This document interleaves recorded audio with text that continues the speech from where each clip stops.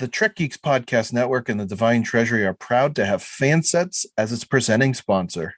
Stay tuned for a special discount code worth 10% off your order at fansets.com. Fansets. Our pins have character. This episode is also sponsored by Science Division, the makers of the world's first interactive Tribble. Stay tuned for a discount code to bring a Tribble into your home today. Science Division. Trouble's never been this fun. The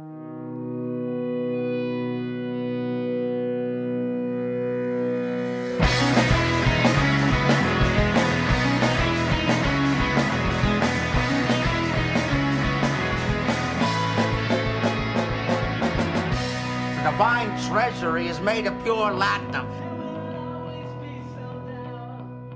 From the library computer, deep in the bowels of the memory core at Podfleet Command, this is the Divine Treasury Podcast.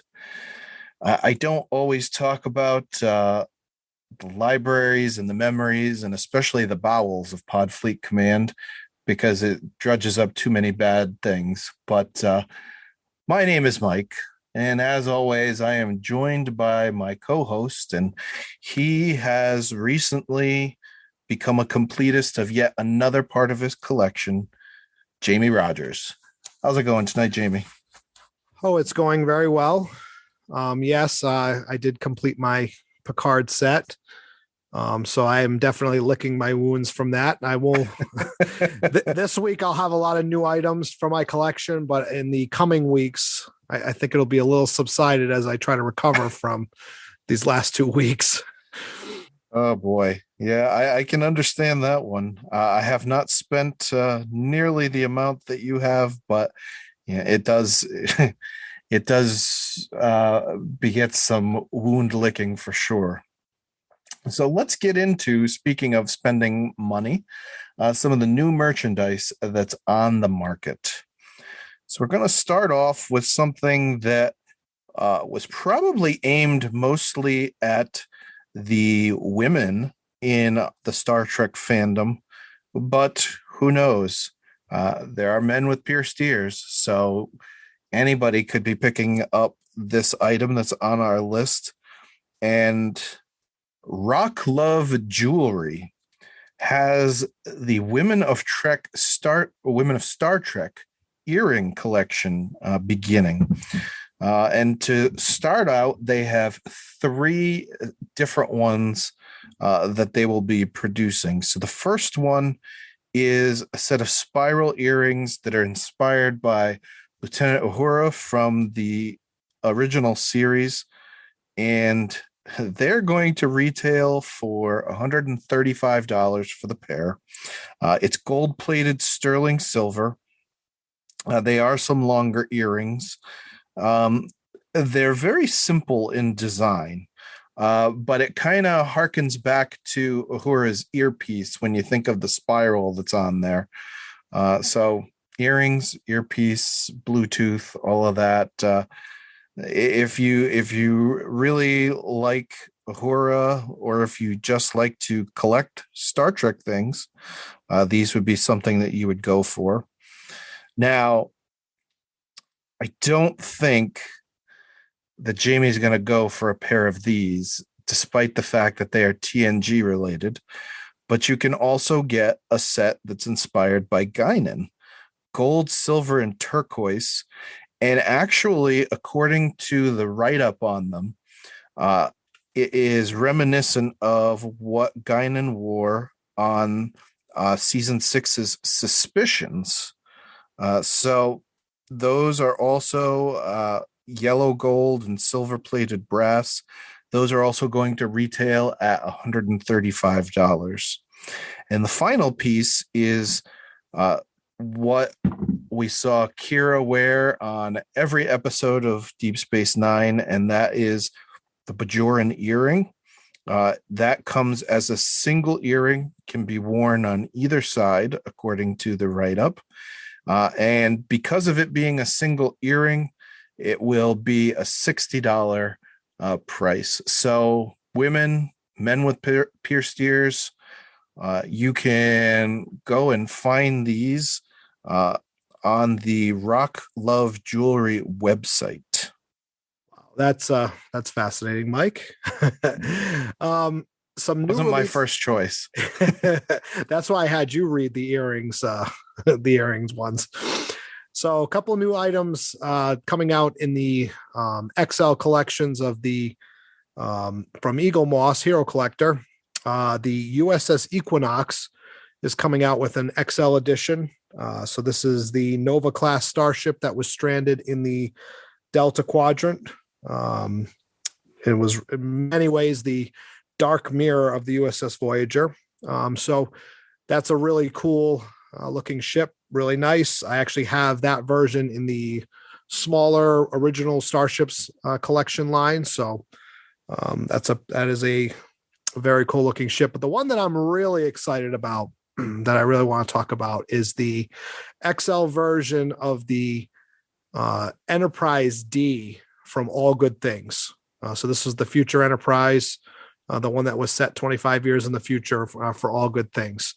And what's really cool about this is the original All Good Things Enterprise D that was released from the official Starships collection had that kind of that gray color to kind of replicate that on-screen appearance, just like the Enterprise D had that gray color, the smaller version. This newer XL collection is going to be that robin egg blue shade, which kind of imitates the XL version of the Enterprise D. So it's a really sharp looking ship. And I absolutely love how it looks. And I will definitely, whether or not I continue with the XL line, because it's kind of on pause right now while I do the Enterprise D build, I will definitely add this to my collection at some point, either through the subscription or as a single purchase. I have always loved this rendition of the D. It's so gorgeous, so much so that when I was at a convention a couple years ago, I picked up the Diamond Select version of it. And that's a gorgeous piece. I love that too.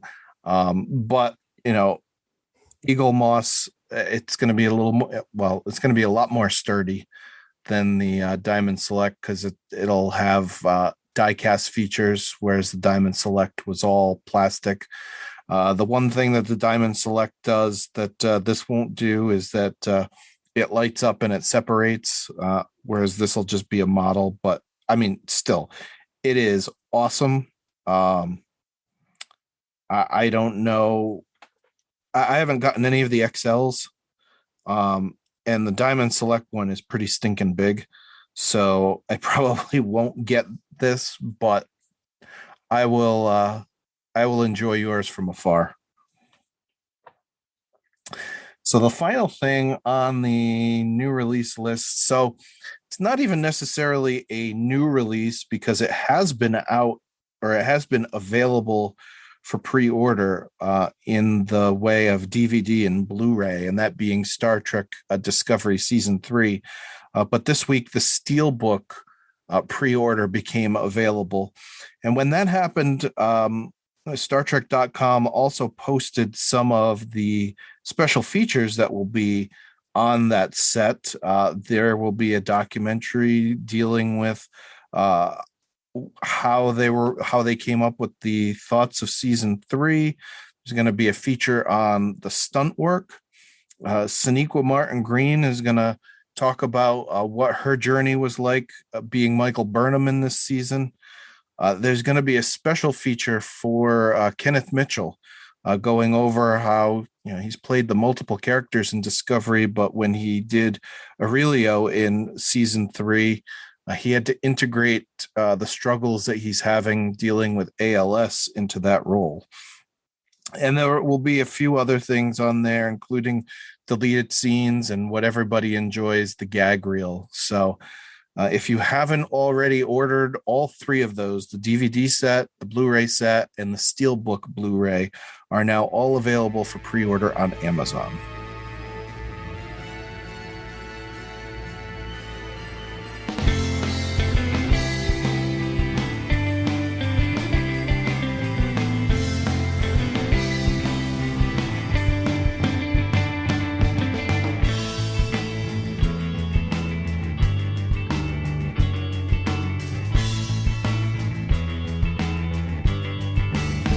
Okay, Jamie, as we head into the Treasury, what do you have that is new to your collection since our last episode? This is quite an extensive list here. Um, I'm not going to be able to talk about every specific item, but I'll just kind of touch on some of the high level overview here. I did pick up some TNG relic cards. I had kind of stayed away from some of the relic cards from the TNG trading card sets as of late, but I decided that I was going to kind of complete those sets. A couple really good lot deals had come my way, so I picked up the 8 costume relic cards from the Heroes and Villains set of TNG.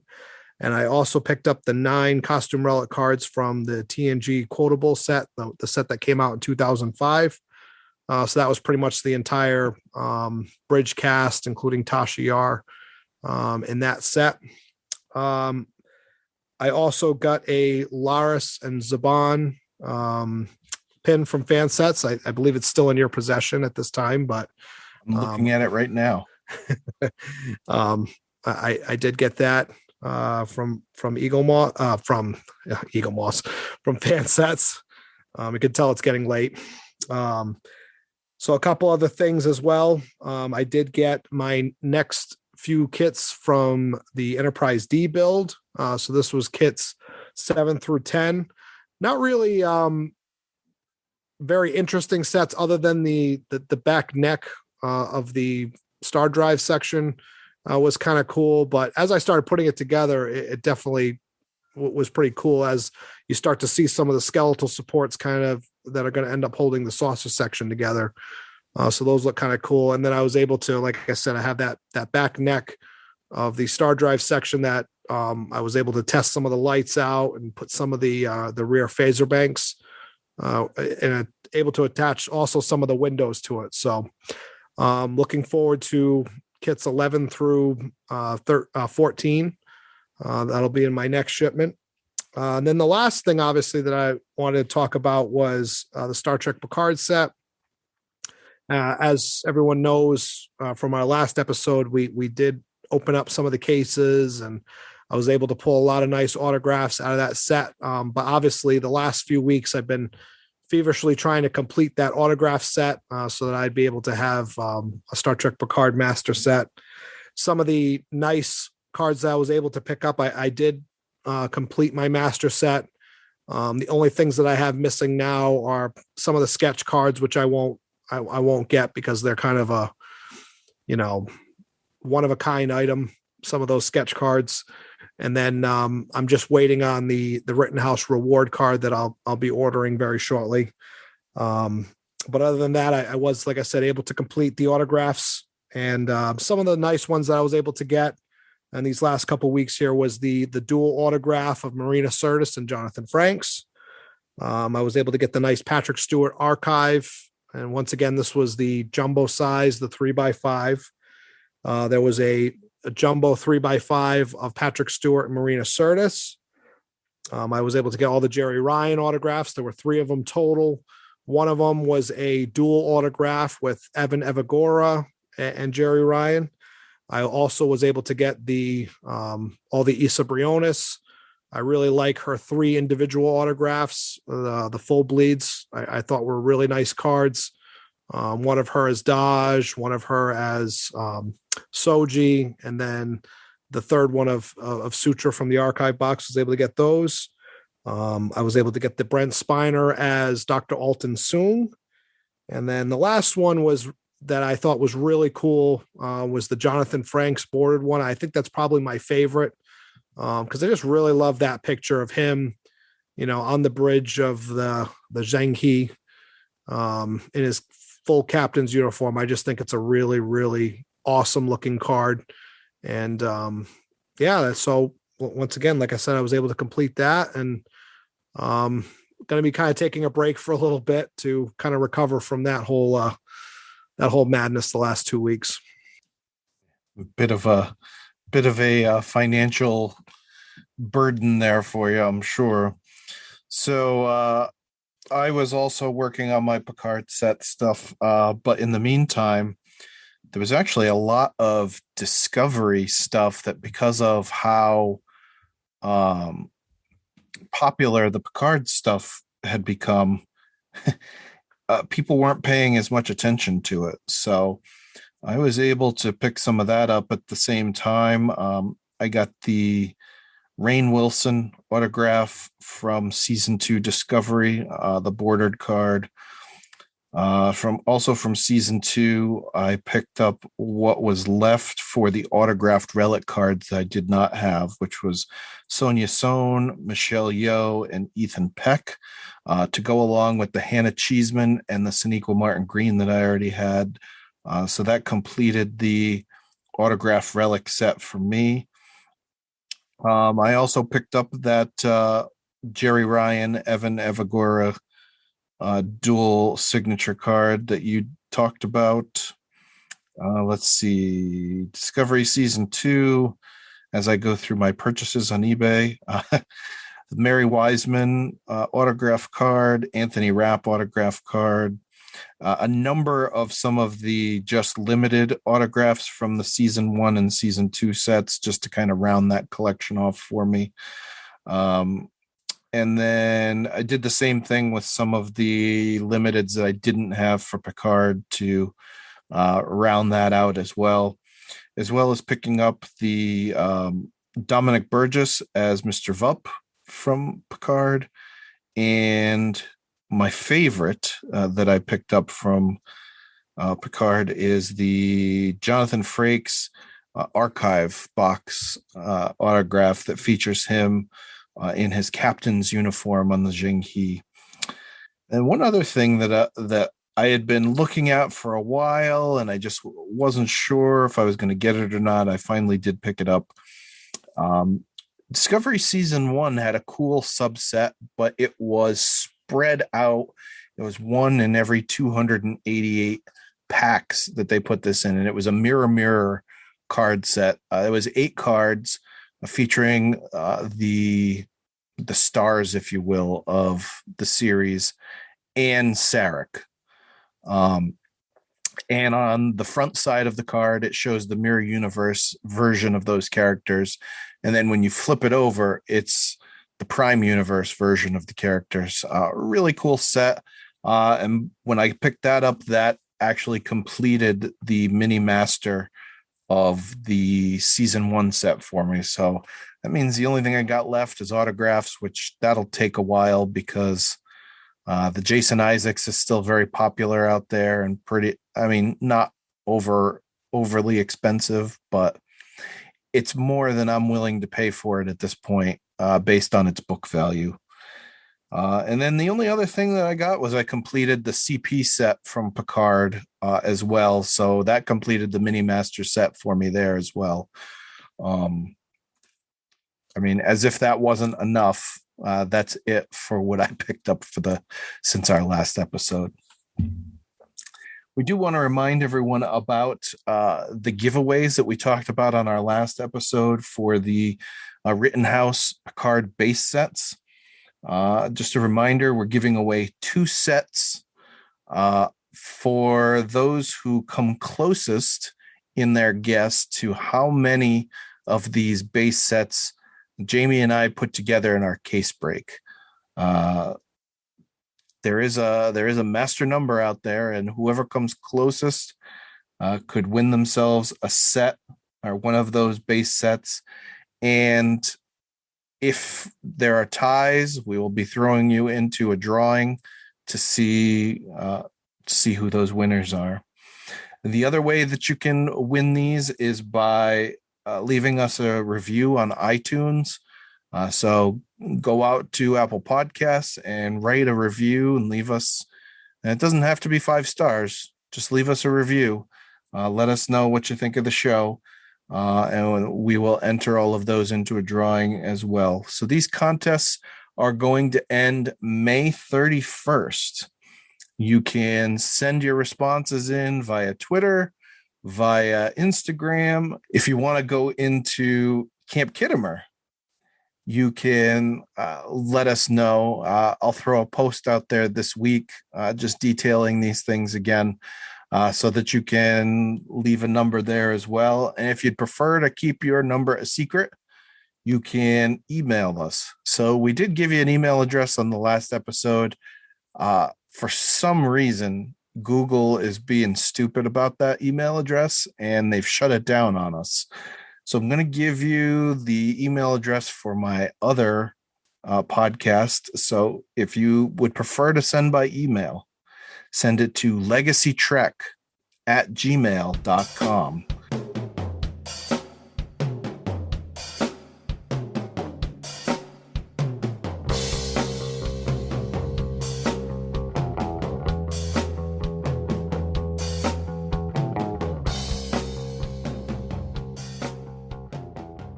We'd like to take a moment to talk about Fansets, the presenting sponsor of the Trek Geeks Podcast Network and the Divine Treasury. Now, by definition, Fansets is a small business, but the service and the products that they provide us are big, with offerings from all different types of fandoms, including Scooby-Doo, DC Comics, Batman 66, and Harry Potter. But since what we talk about on this podcast is Star Trek, we can talk about the over 300 licensed pins that they have on their website, from badges to microcrew to anniversary sets. And for the badges, if you don't prefer to have the pin marks in your cosplay, they're even doing magnetic versions of the badges now too. Fansets website is your one-stop shop for pin goodness. They release new pins on the 1st and the 15th of every month. And on the May 15th release was the end of the Pinmoji series. Captain Pike from Strange New Worlds and Ensign Beckett Mariner from Lower Decks were released, as well as Trelane from the original series, and a pin that I know will be going into Jamie's collection from Star Trek Picard, Narissa.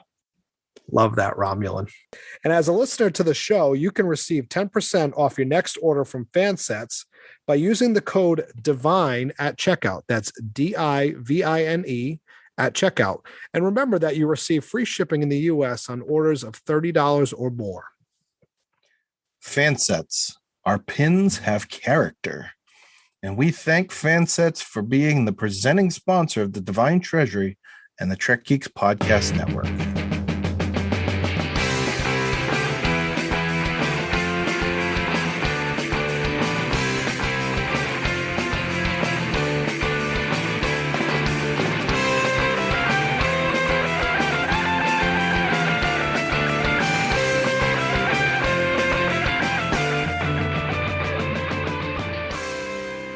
On each episode of the Divine Treasury, we look for a collector of all things Star Trek, and we see what's gotten them into the hobby of collecting and what they have as part of their collection.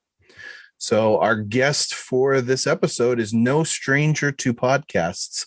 If I've done my research right, he's been making guest appearances on podcasts going back to 2009.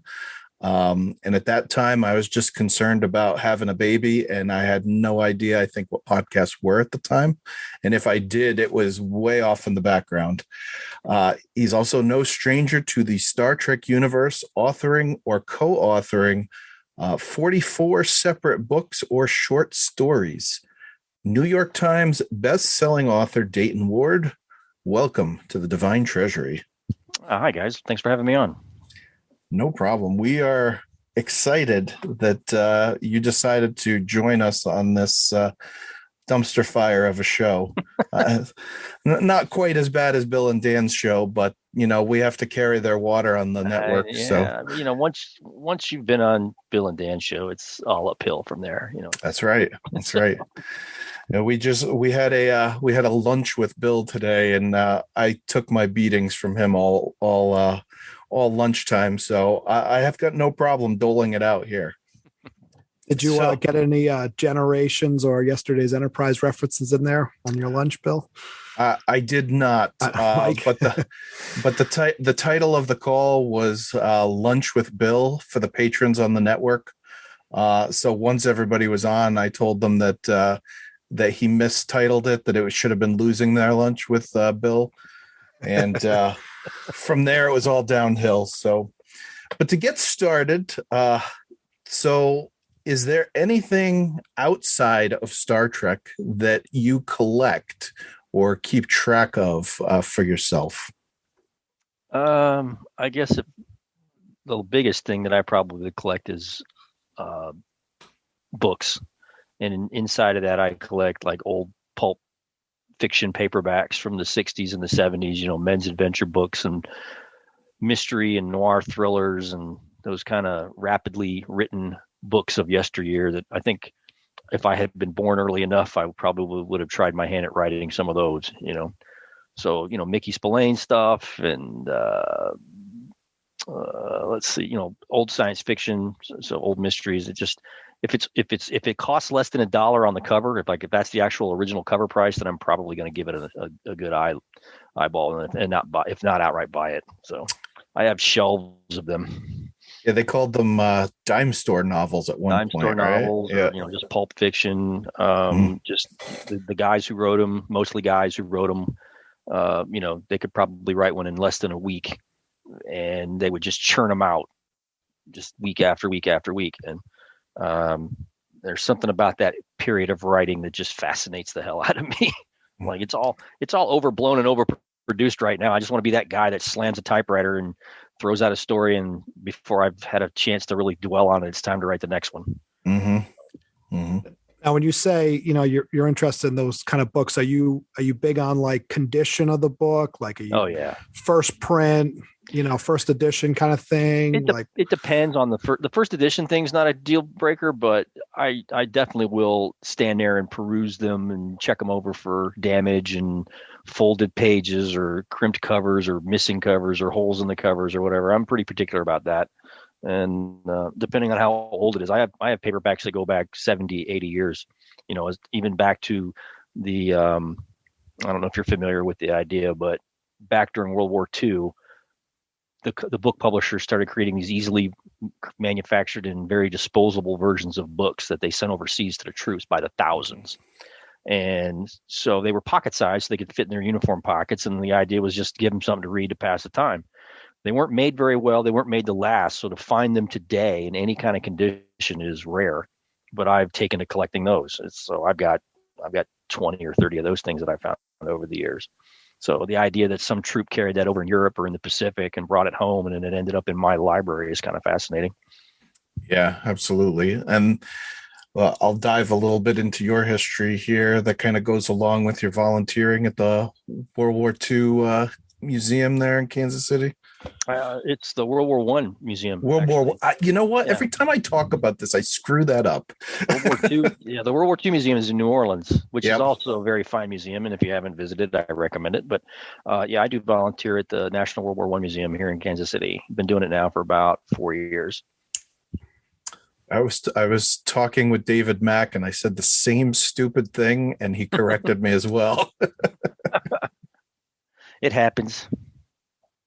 So now, obviously, you know why we're here. We're here to talk about Star Trek, our love for Star Trek. So what do you have in your collection that are Star Trek items?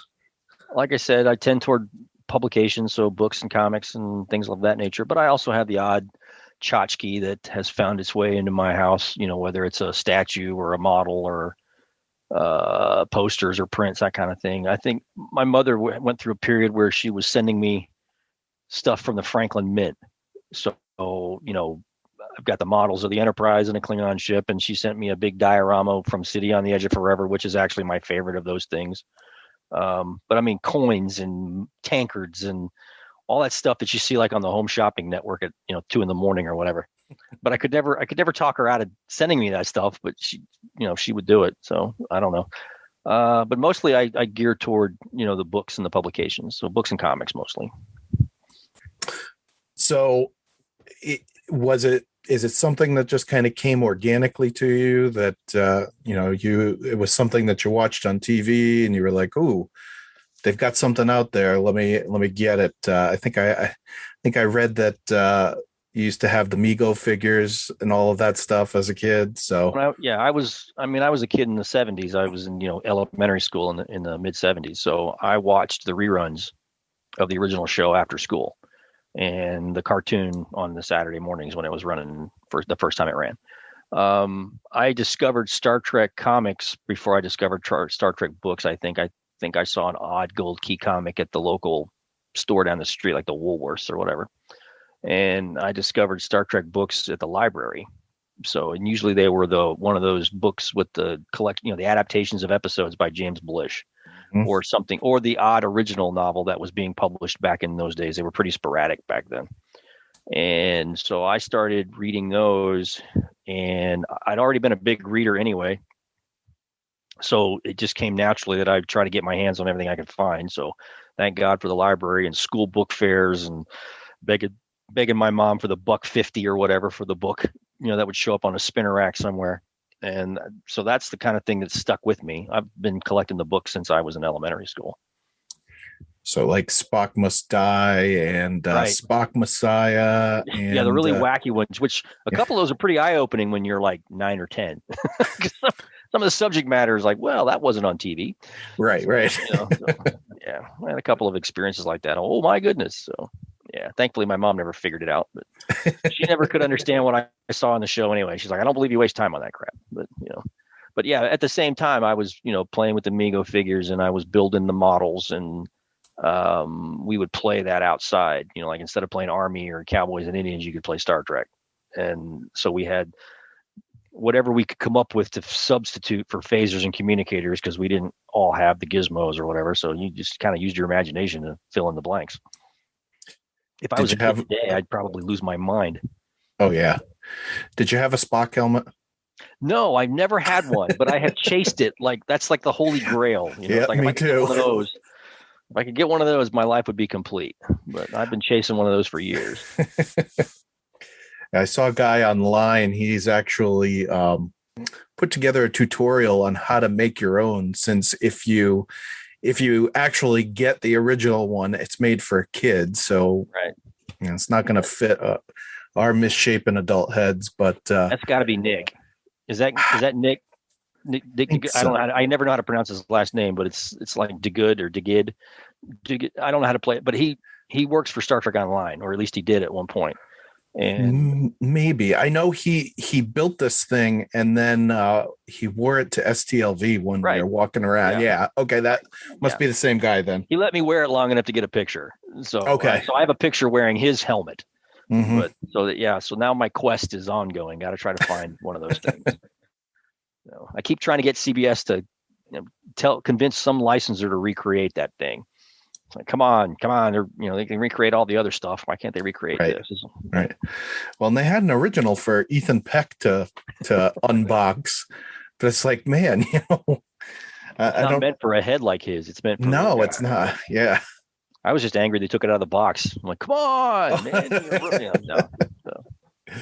So that being said, all of these things that we've talked about here about the books and everything like that, as a kid with some of the toys and stuff that you talked about, was there any episode, or I guess since you got into the comics and the books, was there any one of those that kind of sparked you into saying, this is something that I really like, this is something that I want to pursue going down the line and picking stuff up like this? You mean just as a collector? Yeah. Yeah, I didn't really collect the toys so much. I mean, back then, when your mom or dad bought you toys, you played with them.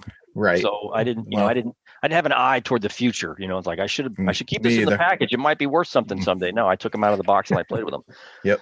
And to be honest, I still do that. But me too. So I didn't really buy anything with the eye toward it might be worth something someday. I wanted it because I wanted to read it. I wanted to have it. I wanted to enjoy it.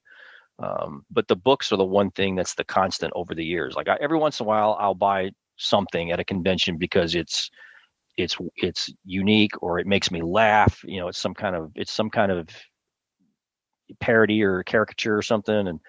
But I usually don't go in for the figures or things like that, except just in very rare circumstances. But any kind of book or old comic, I'm probably going to take a look at. And I've got most of them now.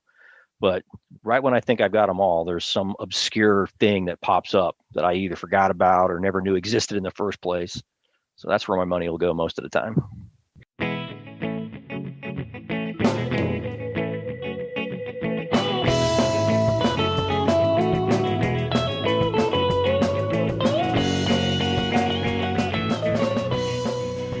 Now let's take some time to talk about our friends at Science Division. And they've made the world's first interactive tribble that you can control with your smartphone. We talk about Science Division during every episode, and we've even featured Jay and Kaylia with their collection and their business too. And as you know, they've put in the time and attention to detail that you would expect from this fantastic product, right down to the tribble fur. When you download the Section K7 app, you can name your tribble, you can assign it to a ship, and you can even put it into different modes, such as at ease, on duty, and the watchdog mode, which prevents people from stealing it, like a co-host, or in my case, me stealing it from my child. But we know that in the end, tribbles are not dangerous. But they have more at the Science Division website than just tribbles. You can get Science Division gear and a coffee mug. You can also get an awesome tote to fill up your merchandise when you head out to the conventions again. And as an exclusive for our listeners, you can receive $5 off your very own tribble when you use the code Cyrano. That's CYRANO at checkout. Science Division. Trouble's never been this fun. And we thank our friends at Science Division for sponsoring this week's show.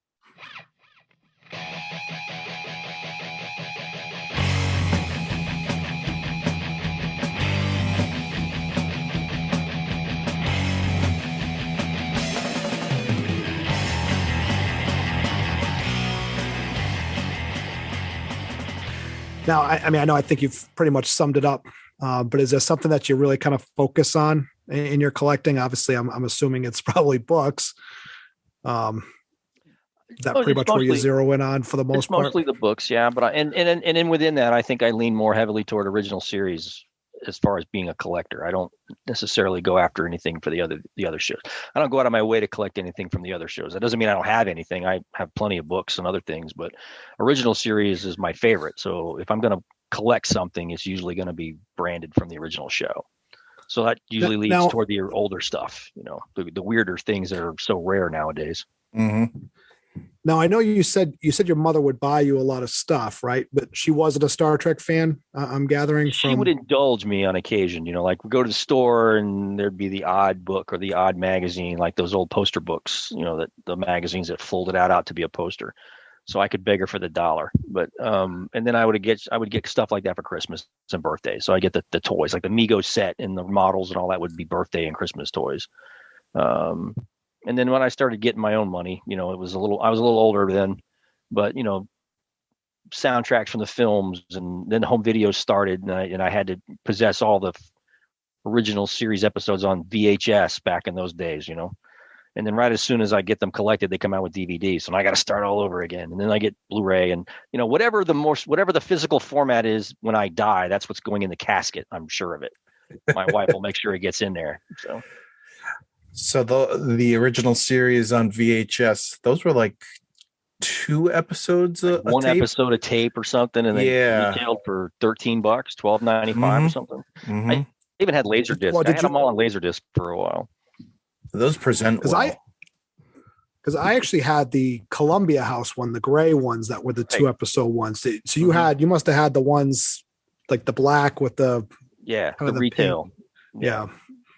Yeah, I got those. Yeah, $12.95 a pop. And then, of course, back in those days, you could rent tapes from Blockbusters or mom and pop videos. So I'd rent them and I'd borrow a buddy's VCR and I'd dub them, over to my VCR.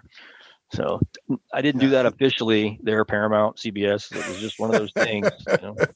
Well, you weren't an employee at the time, so. So a couple things that I've read on your blog. 76 top set. Yeah. Have you gone out and gotten that yet? Or are you I never got a complete set. Never to this day. I got a set of the movie cards, the first movie set. But I never was able to score a complete set of the 76 tops set. There was a company that put a book out a few years ago where they actually reproduced the entire set in the book, front and back of all the cards. And they've done that for several other pop culture card sets, like all the Star Wars cards and Planet of the Apes. And a couple of other ones. Yeah. So no, never did. And the only other set I think I picked up was a repro of a set from the '60s where all the cards are black and white and the captions make no sense. Yep. And they are completely whack, but it's the '60s. So I just write it off as being a '60s thing. Yep. I know exactly what set you're talking about too. So you haven't even gotten the inflection set that bear your writing on the back of the cards? I never got a set. They never sent me one. Oh my God, that's crazy. They never sent me one. Yeah, and I that was a job that kind of came my way unexpectedly. I don't even remember how I was referred to the guy, but it was fun. It was something I had never done before. It was a lot of fun. I have yet to see the actual card set in the wild. I've never even seen it for sale anywhere. I understand it sold out pretty fast. Yeah, it did, because it's a real nice set. I'm glad. And we actually talked to Steve from Rittenhouse like a month ago, and at the time I didn't even know that you had done the card backs on it. That's only recently that I figured that one out.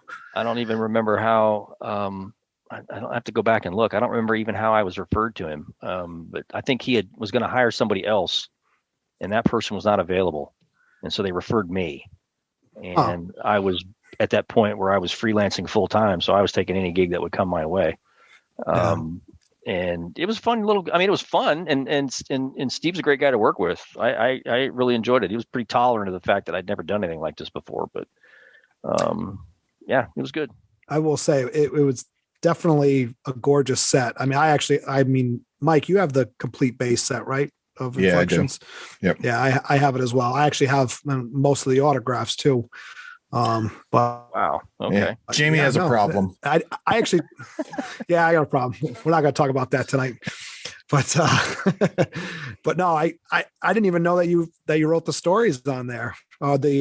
So you did the descriptions on the back, pretty much the bullet point captions that they had on the back. Cause the way he sent me the card breakdown, he gave me, one through whatever it was. And, these cards are for Kirk and these cards are for Spock. And we talked about the approach, and I think it was more or less, I tried to bridge the time that we saw the original series characters. So in the show and in the movies, things like that. And then for the other characters, they progressively got fewer cards allotted to them, but we figured out how to make a nice balance between, like, for example, TOS and Next Gen series and films, and make sure everybody got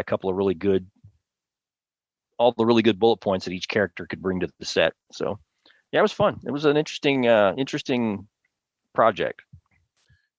Born to a human mother and Vulcan father, Spock struggled with his dual heritage throughout his youth and well into adulthood. Reading right off the Spock card. I think I remember. I don't remember what the exact word. There you go. That's pretty sweet. I don't remember what the exact word count was per card, but it was pretty tight. And I was thinking, well, I write on Twitter, and it was pretty tight back then. It was like, it was only 140 characters back then. So I'm like, I'm used to talking in confined spaces. I should be able to make this work. But I remember, counting each word and making sure it fit, and then reworking a sentence so I could get a couple more words in there or more description or something, because I felt like I needed to explain everything for the poor card collector. So I'm glad it turned out well. Yeah. All right. So one of the things you've talked about, the old novels, the old comics. So those aren't things that you progressively collected over the years, like buying them originally and keeping them. Is this stuff that you've gone back and done over time and picked them up? Yes and no. I mean, a lot of it, like a lot of the comics I have, I bought that day. Like I bought them at the store. I bought them off the rack. I mean, very rarely, particularly for the comics, have I gone back and tried to fill a hole, with the exception of the GoldKey run, the original comics. I don't have a whole set of those, but like everything forward of the GoldKey, I have every issue, particularly of the original cast. And I would buy them right off the rack at the store or at the comic shop. I didn't even go to my first comic shop until I was out living in California. And I found out that they actually have stores devoted to comics. I never saw one when I was a kid growing up. When I bought comics, it was at the department store or the drugstore. Drugstore. Yep. I had no idea they had whole stores devoted to comics. It was the greatest thing ever. And you find out as an adult. I know. Same. I know, but I had more money to spend, so it was okay. Yeah.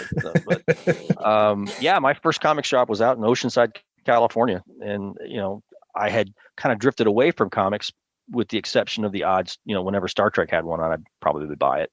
But that was right around. Let's see, it was 80. It was basically 85, 86. So that was right around the time that The Dark Knight Returns came out originally, and they rebooted Superman with the Man of Steel miniseries. So I kind of picked both of those up out of curiosity, and that was my return to reading comics on a regular basis. And I've been reading them ever since. But there was a gap of a few years where I didn't read them. And then when I got stationed overseas, they didn't have comic shops over there. I had to get whatever, the base bookstore would throw up there. I was able to keep up with the Star Trek comics for a while. And then there was this huge gap, and I had no idea, because this is pre-internet, and I didn't have access to the genre magazines like Starlog or any of that kind of stuff. Yep. I didn't even know that the license had lapsed at DC and then restarted again in 89, right around the time the Star Trek 5 came out. I just thought they'd done. I'm like, they quit Star Trek comics. And then all of a sudden they start up again. And I'm like, I had no idea. If I had the info I have now back then, but so yeah, it's been, and it's ever since. I've had, a local comic shop. I've been on a pull list at my local comic shop. I go in every week, and get my stuff. Yeah. Nice. So having to fill any of those holes that you've had, has there been a situation where you, let's use eBay as an example. You go onto eBay and there's like 5 or 6 comics in a lot, and you only need 2 of them, and you got to buy the whole thing just to get the 2. You put yourself in those situations? I've done that once or twice. It depends. I think I've done that and some of the books that I've had, I've replaced them with better condition, copies in better condition. Particularly the stuff I had as a kid, like the 70s stuff. I've replaced most of those because the ones I had, I read them back to back so many times they fell apart. And that's other books too, not just Trek. But eBay has been, and I've been on eBay now for 20 plus years, however long they've been around. So yeah, eBay has been both a blessing and a curse. Oh, don't I know? Don't I know? So, and then conventions too. Going to conventions and you're running around the dealer's room and you find an old book or an old comic that's laying there, and you're like, and of course, everybody at a convention knows what their stuff is worth, or at least has an idea of what it's worth. So you're not going to get over on a guy, but every once in a while at a flea market or an antique mall or one of those places that you might find a selection of stuff and they don't know what they've got, and you sometimes score a lucky hit. But yeah, eBay has made it harder to do those kinds of things because everybody can just look online and go, "Oh, that's going for $100," that kind of thing. Yep. Now I got a question. Obviously I'm a big Eagle Moss guy too, as well. Have you checked out the graphic novel collection from Eagle Moss at all? I've checked it out because a friend of mine edits it.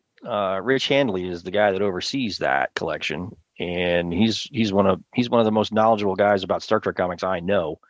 And in fact, I've gone to him a few times for research. But yeah, I'm not a subscriber to it, but I have gotten the odd collection because I think that presentation, the hardcover, and all that stuff is a great way to collect a particular miniseries or a run of comics that they've done.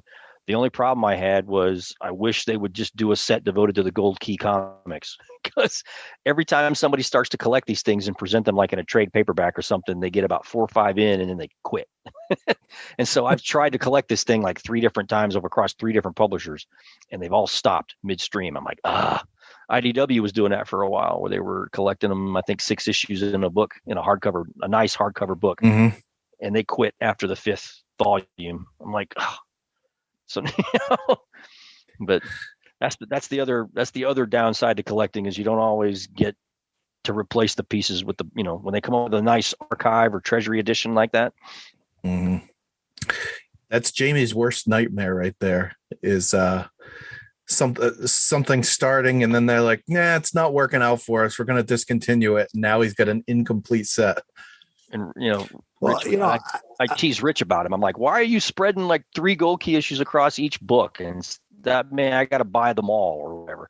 I know why you're doing it. You're doing it. You're tapping my vein. I get it. But yeah, I think you just kind of mentioned a little bit what I'm going to ask here.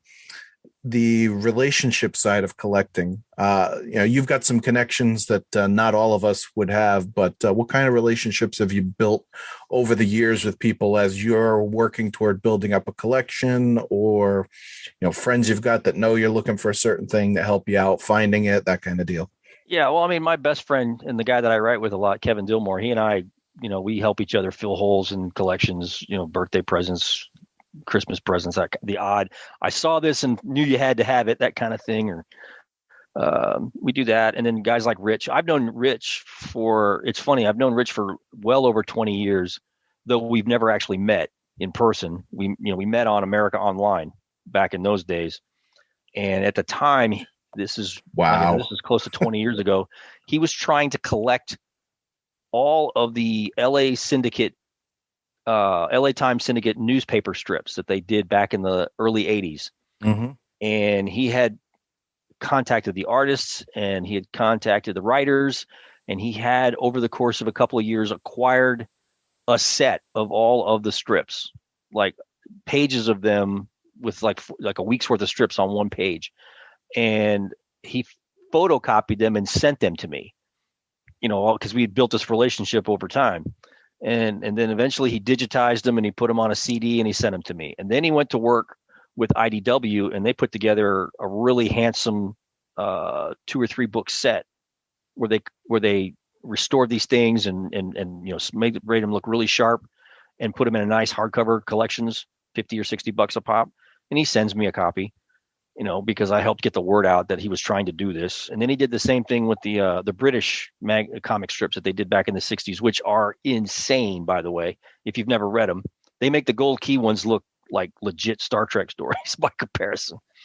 But so it's stuff like that. I mean, just relationships over time. We've known, like I said, we've known each other for 20 plus years, never met, keep trying to get together, but the pandemic or just, he lives in upstate New York and I live in the Midwest. So it's kind of hard to get together unless we're going to be in town for something.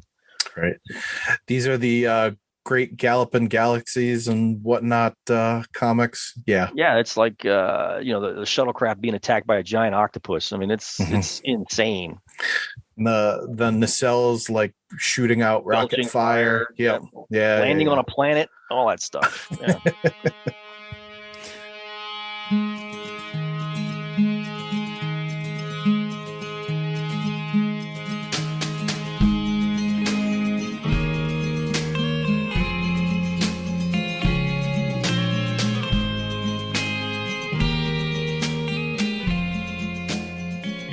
All right, so we've come to the portion of the show where we go over the awards for our guests' collection. So this is deemed award worthy by the guests themselves. So our first award is the Kivas Faggo Award, based off of the episode The Most Toys.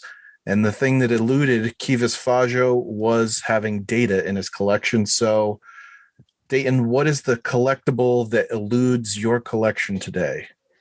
I guess it's a tie between the Spock helmet that we all joked about earlier, and there was a toy set that Mego put out in the 60s or in the 70s called Mission to Gamma 6, and it looks like Vol from the Apple. Yep. And it's got the puppet hand that you put your hand in and all that stuff. That's a holy grail item. So I have no idea what I'll do with it once I have it here. I'm sure my wife will bury me in it. She'll cremate me and put my ashes in the thing and then bury the whole thing. So just as long as the puppet is being used at the same time. Yeah. So the next award we have is the Grand Negas Award. So that would be the most valuable item in your collection. So what would you consider the most valuable item in your collection? I don't know what kind of money it would fetch, but for me, I guess the most expensive thing that I ever bought is I have a fully functional Star Trek arcade game from the early 80s. I knew that was going to come up. Yeah, Bill hates me for that, by the way. But I have it in my office. I've had it in fact, it was the first thing I bought when my wife and I bought our first house. Before we bought furniture, before I bought a TV, I bought that. I'd been wanting to have one, and I'm putting it in my basement office. So I must have made you real popular with her. She tried to make me sell it when we bought our second house. It's like, do we have to move it over there? I'm like, yes, we do. And so I think the compromise is that is my casket. So yeah, there you go. There you go. Yeah. She doesn't have to see it because it's down in my office. It's not up on the living room floor or any of that kind of stuff. So. Jamie and I have the same situation. We're both in the basement with our stuff too. All right. So our last award, the Resicon Flute Award. So this would be the collectible in your collection that has the most sentimental value to you. I think it's probably going to be the City on the Edge of Forever diorama that my mom sent me from the Franklin Mint. My mom's not here. She passed away several years ago, but even though she didn't like Star Trek and couldn't understand what I got out of it, she would send me Star Trek stuff. And that's my favorite of the stuff that all the things that she ever sent. So. Very cool. I had a note here to ask about the strategic game. I can tell you anything you want to know. What do you want to hear? I was at Shore Leave a couple of years ago, and they actually had one set up in I think it was in the vendor's room. They had it set up for I remember sale. that. I remember. Yeah. I don't know if it was. I remember seeing it in the vendor. I think we played it a couple of times in the vendor's room. It's like it wasn't in the room. It was in the hallway outside the room. Yeah. Okay. Yeah. I remember. Yeah, we went there a couple of times and played. But Kevin will come over and when we're hashing out a story, or if we're just hanging out, he'll come over and we'll play that thing. But he's got a Tron game in his house. So, So between the two of us, we don't really have to have grown up conversations anymore. It's just like, we're going to go play arcade games. So. Yep. So obviously, Dayton, I want to thank you very much for taking the time to be with us. So where can people find you online if they're searching for you? The easiest thing is DaytonWard.com. That's my website, which is mostly just the blog and then links to my social media platforms. So you'll find my link to Facebook and Twitter and Instagram and my Amazon page for my author page and stuff I do for StarTrek.com. One-stop shopping for internet banality. That's what I tend to call that place. Fog of Ward, right? That's me. We're looking for collectors who would also like to be featured, like Dayton, here on the Divine Treasury. You can find us on Twitter at divine_treasury, on Instagram with the same handle. We're both on Facebook and can be found popping into and out of Camp Kittimer from time to time. So if you'd like to be on the show, please direct message us on any of these platforms and please send us your pictures. And you can also subscribe to us on YouTube through the Trek Geeks Podcast Network there. Every now and then we'll be posting pictures and or video of our own collections. And coming up in a couple of weeks, we're hoping to have an unboxing of Rittenhouse's Star Trek Picard Season 1 set. So we're looking forward to putting that together for you. And who knows what else we'll be throwing out there on the Trek Geeks Podcast Network YouTube page. If you enjoy the Divine Treasury, you can subscribe to the podcast by searching for us on Apple Podcasts, Spotify, Google Podcasts, and all the other places that you can find podcasts. Also exclusive now is the Trek Geeks Podcast Network app. On Android devices, you can download this app and get all of the awesome shows that are on the Trek Geeks Podcast Network delivered directly to your app.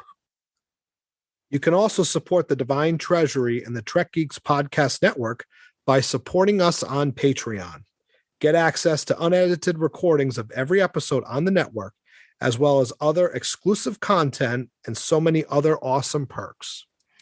And if you'd like to become a producer on the network or get access to the audio of Jamie and I tripping all over our words on the Divine Treasury, head over to patreon.com/TrekGeeks. The Trek Geeks Podcast Network. No one talks Star Trek like we do. We'd also like to thank 5 Year Mission for allowing us to use their awesome music on this show. And collectors, we're talking to you specifically. They're writing a song for every episode of the original series. And this is not parody music. This is content based on the original series show itself. So go to 5yearmission.net, put some CDs in your cart, because we know in collecting, it's all about the physical media. It's not about the downloadable content. So pick up year 1, year 2, year 3, and year 4, as well as The Trouble with Tribbles and Spock's Brain. Make 5-Year Mission a part of your collection today. And on our next episode, you have heard him before on Trek Geeks, and you've heard of TrekNews.net quite frequently on the network. So we look forward to talking to assistant editor Kyle Hadiniak, and we will discuss his collection on our next episode. And until then, this has been episode 13 of the Divine Treasury. The Divine Treasury, connecting through collecting.